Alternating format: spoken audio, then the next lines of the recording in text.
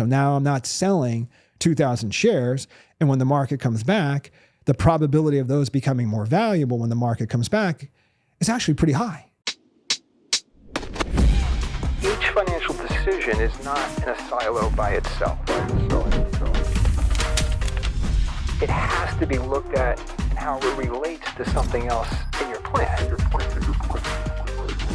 And most people are not looking at the big picture. Hello, this is John Smallwood, certified financial planner, president of Smallwood Wealth on Money Isn't Today.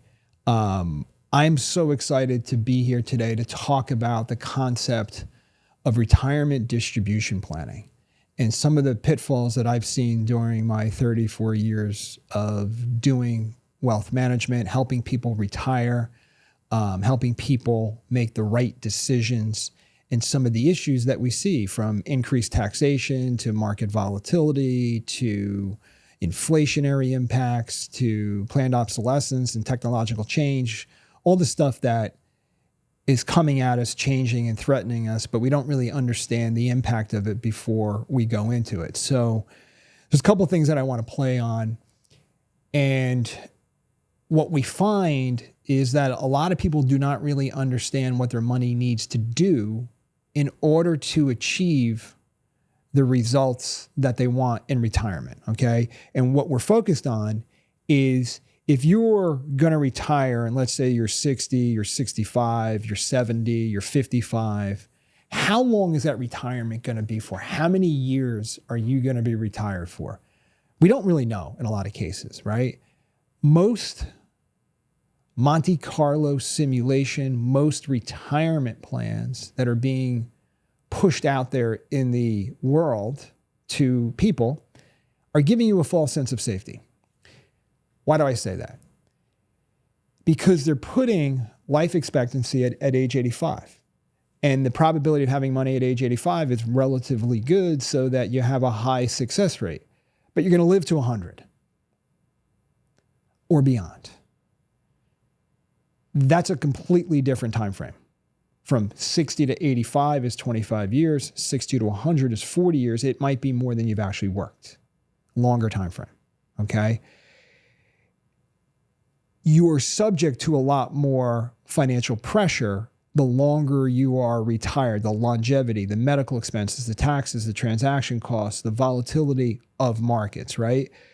So in retirement planning, there's a concept out there created by Bill Bengen back in the 70s or 80s, and it was called the 4% rule. So it was, if you have $1 million, you can retire on $40,000 a year, and that was really interesting. But if you retired in 1982 and you could get a CD for 17%, that $1 million was worth 170.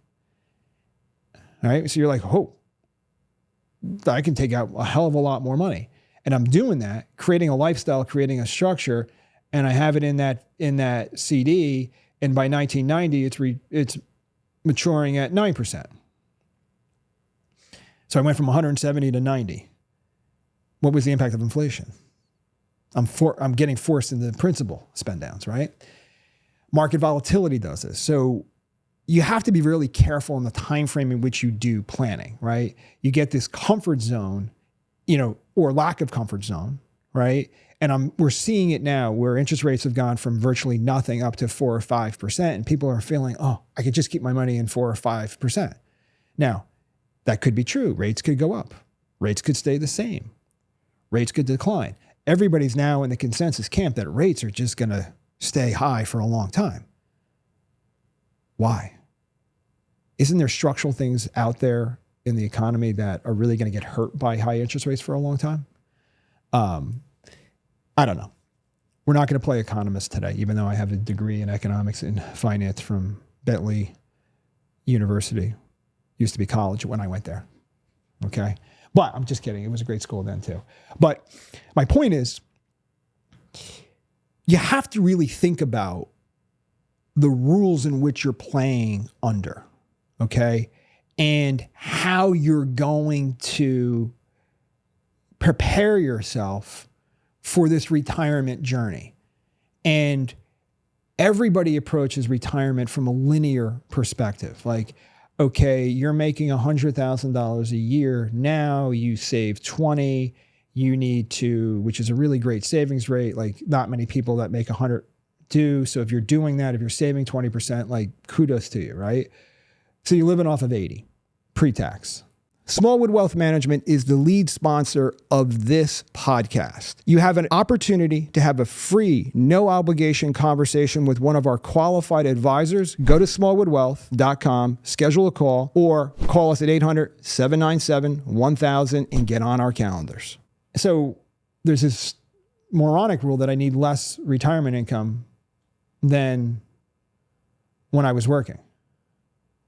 But you were working 40, 50, 60 hours a week. You were commuting back and forth, and now you're home for 40 to 50 hours a week. What are you doing? Last time I checked, to get out of my house and go somewhere actually costs money, right? Whether I drive there, I go to a club, I play cards, I watch TV, I buy stuff on the TV, whatever it is, whatever activity that I'm doing, it actually costs money. And a lot of people are afraid to do anything, right? Because of this fear of longevity risk, this fear of sequence of returns, this fear of I can't enjoy my money because I might run out of money. The goal of good planning is to eliminate the fear of running out of money, okay? But I want to talk about a couple of the issues that we see and the way the thinking is. So like we have this concept called the wealth curve, and there's financial pressure on it, and there's taxes and transaction costs and all that wonderful stuff. But like, I want to equate it back to your spreadsheet. And if you're listening to this on the podcast, if you go over to the YouTube channel, Money Isn't, there's some video, right? And you're going to have some screen share and you're going to see some great stuff. And I'm highlighting some of the wealth curve principles, okay? And what I have here is an example of somebody, let's say that they are retiring, they're getting ready to retire. And they're looking at this and they're saying, hey, where should I put my money? And I'm looking back over the last 25, 30 years of performance. And let's say it's 1999. I'm just going to use that as an example. I happen to have a date of birth which says you need to retire in 1999. That's either a good date or a bad date. You don't know until you're 5, 6, 7, 8 years into retirement, right? You don't. So you need structure and planning. But let's assume that we do this and we say during this time frame, we're looking at a market sequence we're looking at a plan from 65 to 99, and we're looking at from 1969 up until 1999. Let's get it on there. You're good. So 1965 to 1999, the stock market performed at 13.59%. So there's no reason I can't take out a $50,000 withdrawal. I should be able to take out a 60, right? There's no reason I can't take out that 6% proverbial thing that everybody used to think about, right? And by the time I'm 90, my money has gone up, to $3 million. So I could say, well, inflation's out here at 4%. That's a little too much. You see the curve start to trend down, but I should be able to take out 3. And if I drop my withdrawal rate to 55,000, my wealth is still growing. Okay. So I get this sense of safety and this sequence of returns, and I'm looking at past performance, and there's no guarantee that past performance is going to repeat itself. The time frame, the events, everything that goes on, the worldwide events, the geopolitical events, the black swan events, none of this is going to repeat itself. Just kidding. Who knows, right? But I now happen to say, okay, my spreadsheet says 13.5%. If I take out 55 and I get a 3% inflation rate, things look really, really good. I should be fine, okay? And then I test it with some market volatility, and that doesn't work. It actually, because of some big downturns in the 70s, I'm actually out here saying, well, that doesn't work. I need to go to this 4% range. And it still doesn't work with the 13.5% return because of the market volatility. All right, but if I ignore inflation, it works beautifully. So But if I live to 85, despite having this big drop down, I still have money and the Monte Carlo says I'm going to be fine. And I'm looking at the screen because you got to look at the screen. Because this is live, recorded live with Memorex, which doesn't exist anymore. Let's get rid of that, right?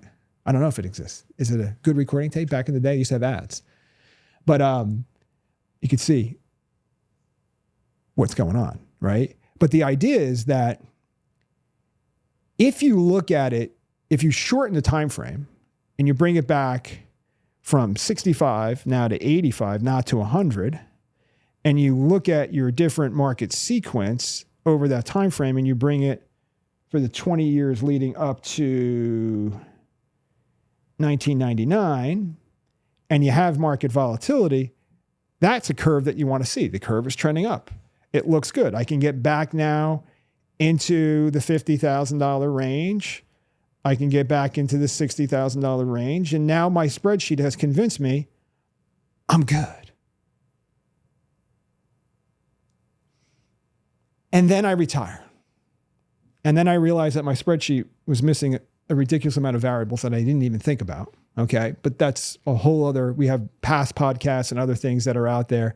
But now all I'm going to do is slide the time frame from 1979 to 1999 for the S&P 500 return and move it forward from 1999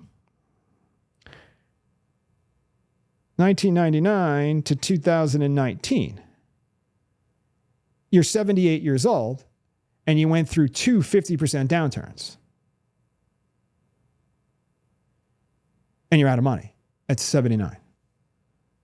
So then I say, well, somewhere along the line, I've got to change my lifestyle. I got to sell my house and move to a smaller house. I've got to change, because I didn't have good planning. And then if I did something called asset allocation and I said 60-40, 60% equities, 40% bonds, same time frame, it's still, I'm going to age 82. Is that installing confidence in your plan? And the reason I'm using the wealth curve and the simulation tool here is what I want you to understand for a second is that nothing is accurate when you project into the future because the variables are going to be different. The tax laws are going to change. The rates of return are going to change. Your longevity, your expenses, everything in your life is subject to change. And if I change one variable, I get a completely different outcome. If I change 2 variables, 3 variables, 4 variables, not even the same freaking plan, okay? And so we had a high tax rate in here. We had a 39 and a 30 for capital gains. So if I drop it down to a 30% tax rate and a 20% capital gain rate, it still lasts a little bit longer, but it's still not lasting. So I got to drop back into the 4% rule. And that's lasting better because probability says I'm still going to have money. High probability. And this is not Monte Carlo simulation that you're seeing. This is just hypothetical performance looking at static timeframes. What Monte Carlo simulation does, and it's a really interesting tool, is it takes 1,000 different iterations and says the probability of success is somewhere down the middle line, which is the problem that most financial software simulates a smooth ride. I've never had a smooth ride in the 34 years that I've been here. The market has never been smooth.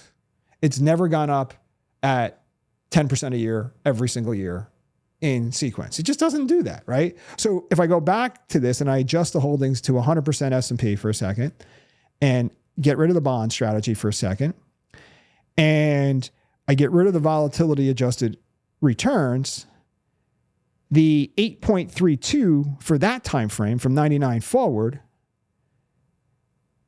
actually looks like it works at the 4% rule. The problem is not the investment, it's not the income, it's the plan, it's the structure. It's how you're approaching the strategy, okay? And I want you to, there's a fabulous piece that I love, and it's put out by BlackRock, and I've kept this. It goes back to 2016. The information is exactly the same.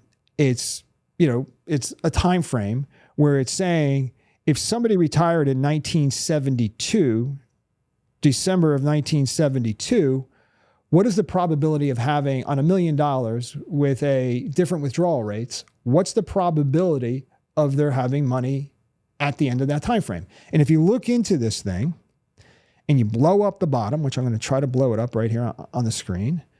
And this is, if you want this, we can send it to you. You can request it.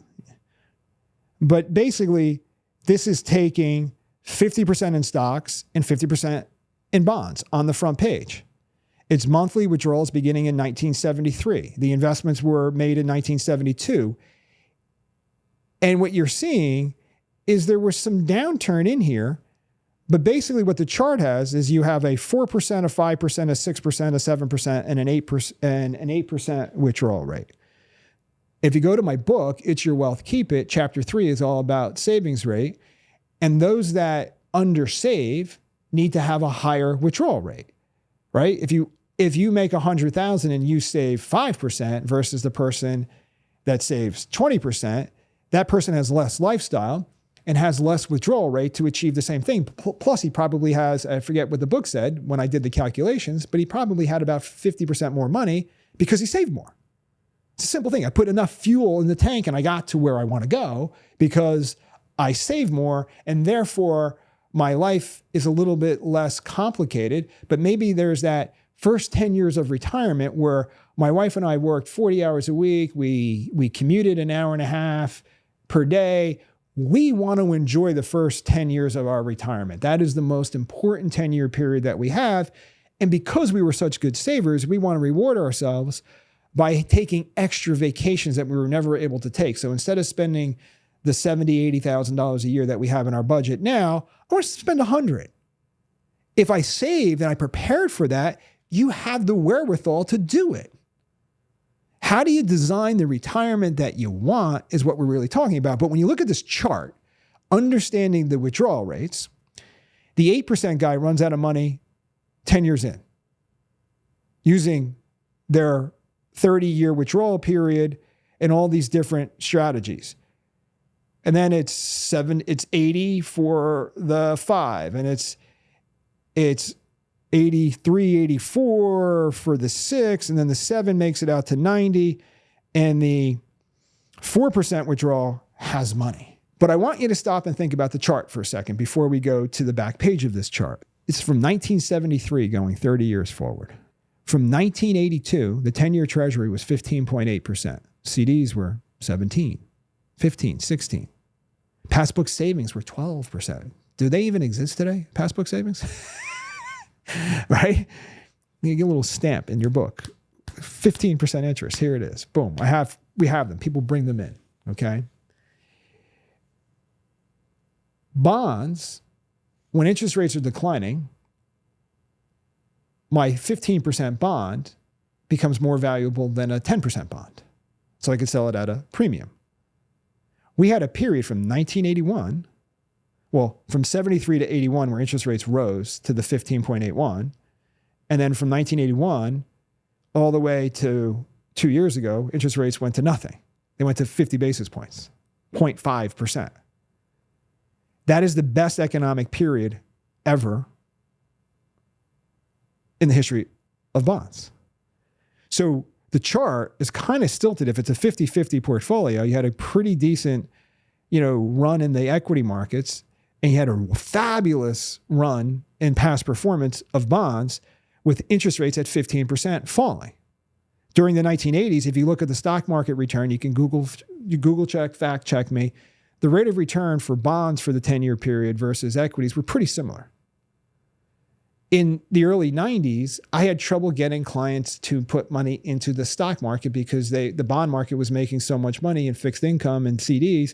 They didn't want to take the risk because they were coming off in 1987. And then you had the .com. And then I was sitting on the soccer field watching my kids play soccer, and the soccer moms were telling me how to invest money. If I can't get 28% return, that they're not going to come work with me. And I'm like, well, I can't. It's not going to happen. I mean, I could get lucky like everybody else, but it doesn't seem to be right? It doesn't seem to be repeatable for long extended periods of time. It'll come back to the norm. It'll come back, right? But I want you to think about this for a second. So all of the information, everything is saying 4% is better. If you spend 8, the probability of running out of money and moving in with your kids goes exponentially, all right? Which nobody wants that. But I want you to look at this chart for a second. And I kind of want, this chart is giving 25-year periods. I'm going to shrink this down a little bit. 25-year period, 25-year period, and 30-year periods. And it's starting off and it's saying you have 20% in stocks and 80% bonds, all the way to 100% stocks and 0% bonds. And then it gives you, on this left axis, it's giving you the withdrawal rate. And it's basically, in the 20-year period, you've got a 90 to 100% rate of return. Everything, 20% stocks up to 80% bonds. It's not until you get to 100% equities where that probability drops from 80 to 90. That's different and not intuitive for what people are thinking. Don't you think 100% equities would have a higher probability of success? The volatility adjusted returns create that problem, all right? But it's still 80 to 90%. I go to the 25-year period, and now everything in that 4% withdrawal rate is 70 to 80%, 80 to 90. The 60-40 is one of the better ones because you got a good blend of stocks and bonds, and you have a little less volatility during that economic time frame of that 25-year period, and it looks pretty good. But it now, on the 30-year period, which, guess what? Unless you're a Rolling Stone who signed a contract, I'm kidding. I mean, I can't believe he's still on stage playing the guitars, and Mick is running like a machine, right? I know a bunch of people that went the other day, and it was like unbelievable, defying logic of what's happening. But now you got this 30-year retirement plan, right? And you're at this 4% withdrawal, and you got a 80 to 90% probability. So you're feeling good, and you don't give a crap about the 90-year-old Johnny. Right now, you care about the 60-year-old Johnny or the 65-year-old Johnny. And then when you get to the 90-year-old Johnny, you're like, oh, why didn't you do better? Why didn't you save more money? But I want you to think for a second. I want you to think with me, if you're driving in a car, I'm going to talk about probability. And I make it extremely simple. And one of my great mentors used to say this to me in training and all these different things. Bob Castellone, he was a visionary in the business. And he would say, if I'm getting on a plane and I'm going to fly from Fort Myers to Newark, New Jersey, and the pilot came out of his room and he started to talk to us, and he said, we've got about a 75% probability of making it to Newark because of all the storms and all the crap that are in front of us. Anybody that'd like to get off the plane and have alternative plans, you have about 8 minutes. If not, buckle up because it's going to be fun. I'm getting off the freaking plane. I want to have 100% probability. I want to make sure that I'm going to get to Newark. I want to have a 99% probability of shit that goes wrong all the time. I have no control over some of it. We're all safe. We're all happy. It's going to work. But you start thinking about it, we start to justify the rationale of nobody in my family lived greater than this time frame. Everybody's dead by, every male is dead by blah, blah, blah. So I'm going to enjoy myself now. And the mere fact of enjoyment, you're probably going to live a hell of a lot longer. Now, no promises, no guarantees, but I want you to think strategically through what I'm talking about here, which is this really happening? How long am I really going to live? How long is my spouse going to live? And how do I leave each other? And what's the collateral damage that I leave behind with poor planning? So one of the things that I know, as clear as day, is that the stock market, the real estate market, the bond market, the interest rate volatility of CDs and fixed income, the performance of assets is going to change all the time. And anytime I predict it into the future as if it's going to repeat itself over and over again is complete lunacy. I've got to structure assets so that I increase the probability of that success. I have to have non-correlated assets. And one of the things that we think about is in retirement planning, if 100% of my money is in one asset class and one type of strategy, and the market falls 50%, let's say that I'm 100% in equities and I have a 50% downturn. I'm taking out $50,000 a year. I'm retired. It was a 5% withdrawal. Now it's a 10. And if you look at this chart, I've now got a 0 to 10% probability.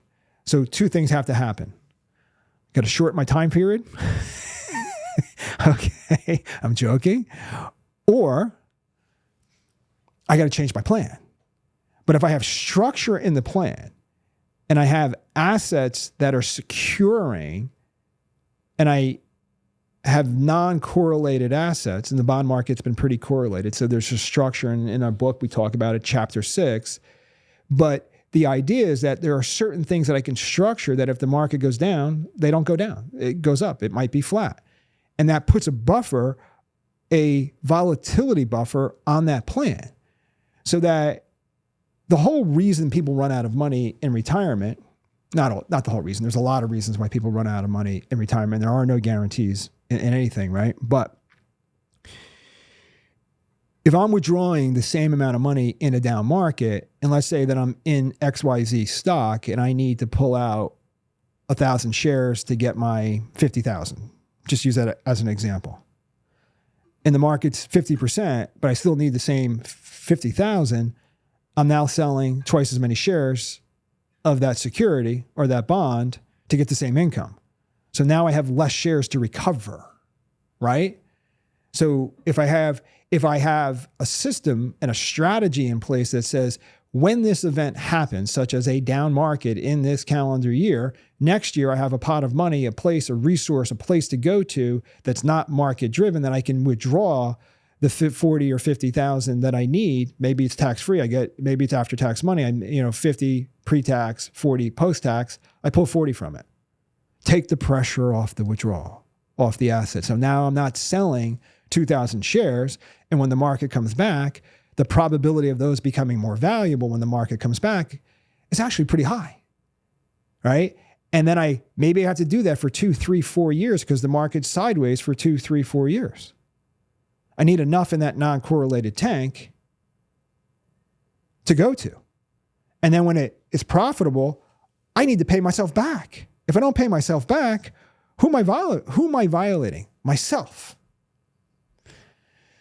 So when we start to look at the 4% rule, when you think about your financial landscape in your retirement, traditional retirement says this: I have Social Security, I have a pension, and I have some assets that I'm going to take a withdrawal rate from. And that's going to be my sources of money. I have a piece that we put out a few years ago, which is the 21 sources of retirement income. If you want it, you can request it. It's not out on the website at this moment. Maybe we'll put it out there as a download on the podcast. Maybe we won't. But if you're listening to this and you want it, send us an email and we will get it to you. But the 21 sources of retirement income, if you have all these different sources of retirement income, the probability of success goes up exponentially. And then if you have non-correlated assets, it goes up. And if you have things in your plan that allow you to turn on certain tax-free income and certain tax advantage income, and to be able to walk, let's say that I got the $1 million and it's all in a qualified plan. And I see this happen all the time. People come in and they have every single bit of their retirement assets in retirement plans. Nowhere is it written that retirement has to be in an IRA and a 401k. Matter of fact, you have no tax control. What you really want is you want to have this flexibility where I want tax advantage assets where I can get tax-free income. I might want to have some, Roth income where it's all tax-free. I have IRA where it's taxable, where during different changing tax landscapes, I have flexibility to pull money from different places based on tax rule, right? There's a lot of things that I want you to think about, right? But the goal here is that if all my money's in the IRA, and let's say that I have $1 million and I'm taking out the 50,000 and that nets me 40. So it's roughly a 20% tax rate, right? Simple math. And the tax rate goes to 30. So now I got 15,000 of taxes. So now I'm netting 35. But I have a budget that requires 40 plus my Social Security. And that got tax heavier also. So now I got to go pull more money out of the IRA, which now increases my withdrawal rate, which decreases my probability of success because I have to get more money. Now that puts pressure, and then I have uncertainty. And that uncertainty and that uneasiness is not really good for your retirement plan.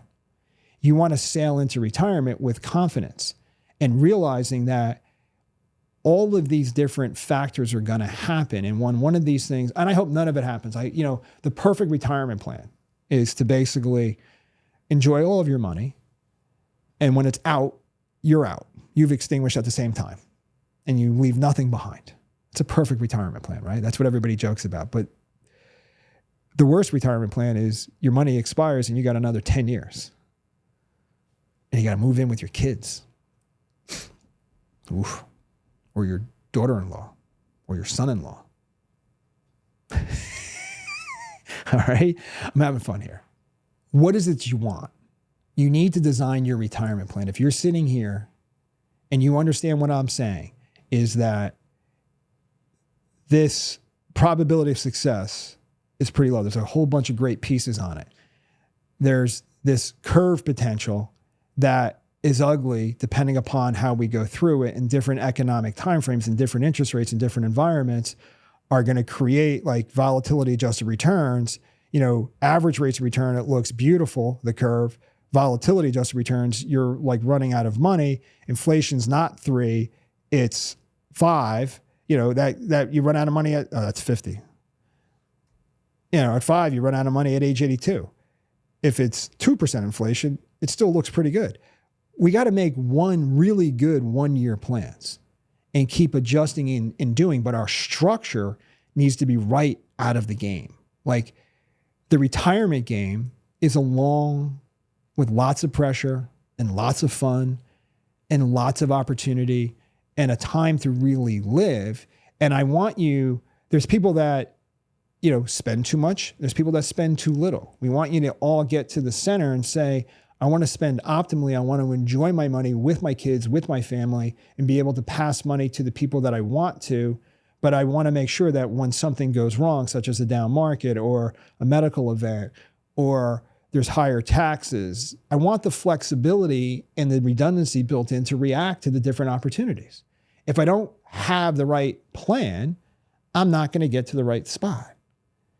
So when you think about it, money isn't just a rate of return. If it was just a rate of return, everybody in the world would be very successful. If it was that simple, I'd pick the 12%, put my money into it, and it'd all be good.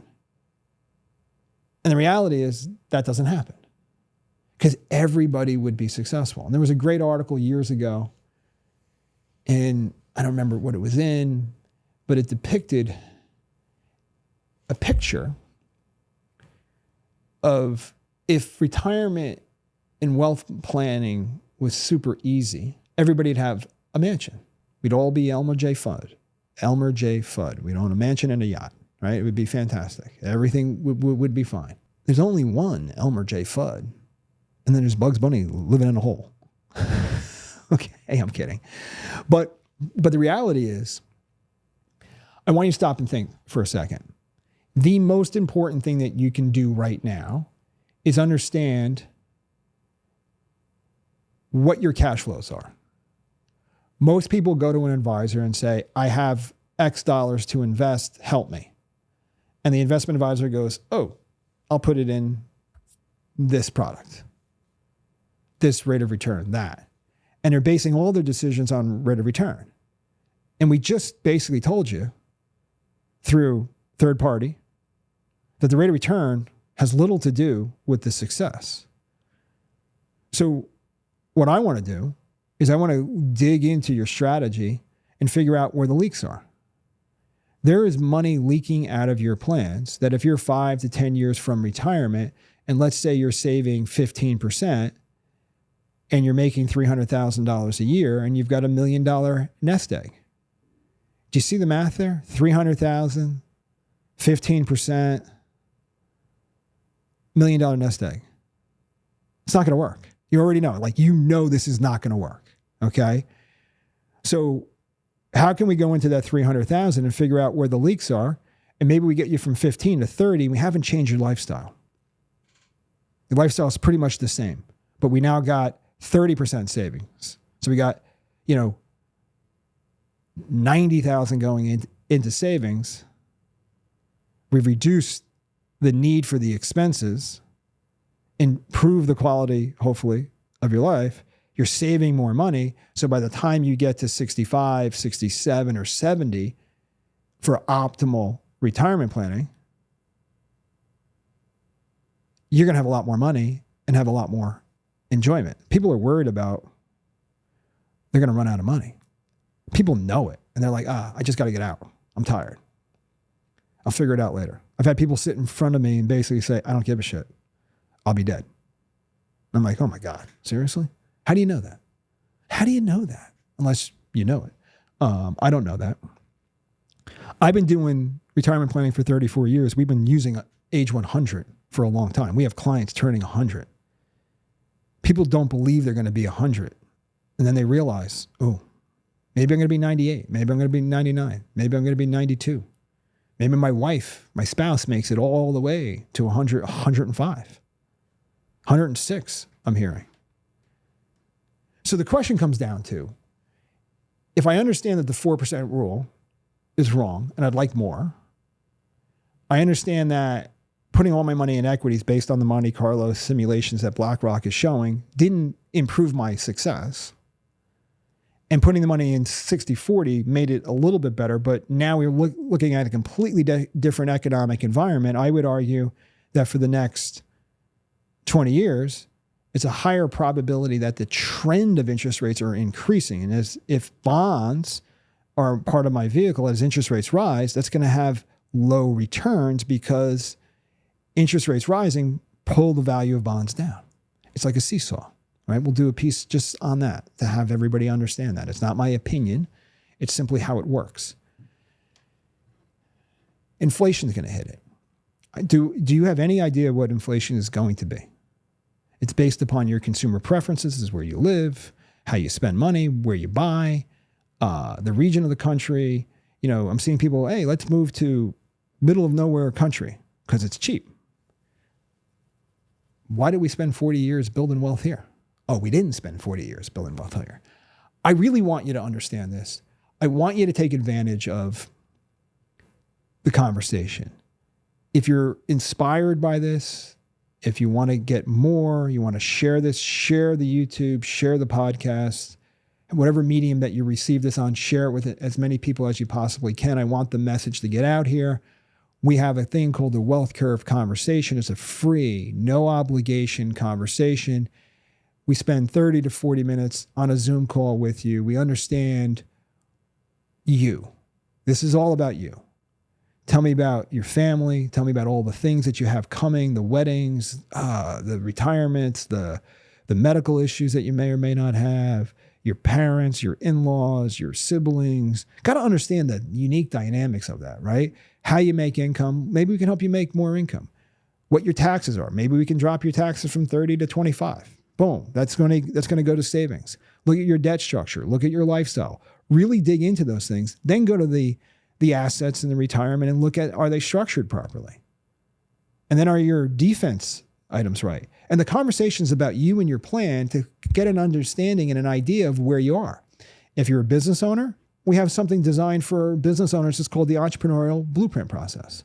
If you're a high-level corporate executive with lots of bells and whistles, we have something that's designed for you. If you're a normal retiree, middle level management, not that complex. We have a program specifically designed for you. And we have advisors that have been well-trained that are here to help you make the right decisions. And the process is designed to give you as much education as you possibly can about the pros and cons of your current strategy, pros and cons of strategies that you're comparing it to. But the idea is you want to get into an environment where you have a team that's helping you do what you want to do, which is designing the lifestyle. We've had clients here where they're living on virtually like $100,000, but their wealth says they can live off $200,000-$300,000. And you're not enjoying your money. And if you're retired and you're 70 and your money goes from $4 million to $8 million by the time you're 85, you had $4 million less enjoyment that you could have had. And your kids are going to back a truck up and spend it. Right? So maybe you spend 2 of it and leave them an extra. I don't know. You got to figure out what it is that you want. If you don't know what you want, how do you know that the plan that you have is taking you where you want to go? Maybe it's that, the plan's taking me off a cliff. Well, I don't want to go off the cliff, right? I want to go to the right place. So the conversation is designed to figure out who you are, where you fit, what you want to accomplish, and whether or not we're a good fit. If we're a good fit, we're a good fit. If we're not a good fit, we're not a good fit. We want to help people that really want to get ahead. So I really enjoyed this conversation today. If you like it, share it, comment on it. Your feedback is incredibly important for us as we go forward. The more comments, the more feedback that we receive, whether they're good, bad, or ugly, it doesn't matter. We want to hear from you because we want to improve the quality of what we give you. We want you to understand that this journey of wealth management is not a one and done thing. I don't create a plan and put it in the top desk drawer. I create a plan and I keep refreshing it and updating it and reviewing it, looking at products and looking at taxes and looking at the landscape to improve it. That's why people come to us. This was awesome. Thank you.